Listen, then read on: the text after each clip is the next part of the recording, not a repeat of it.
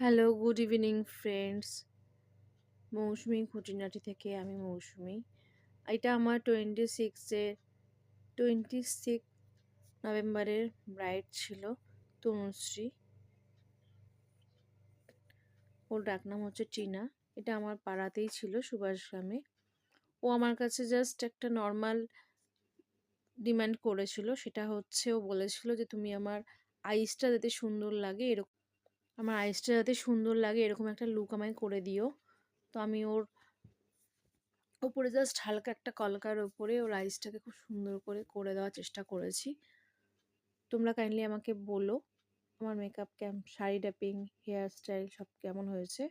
আর তোমরা যে দেখছো ওর মাথার উপরে যে গাজরাটা, জাস্ট গোলাপ আর এটা হচ্ছে ছোট ছোট চন্দ্রমল্লিকা ফুল দিয়ে আমি করেছি, কারণ জুঁই ফুল আমি পাইনি।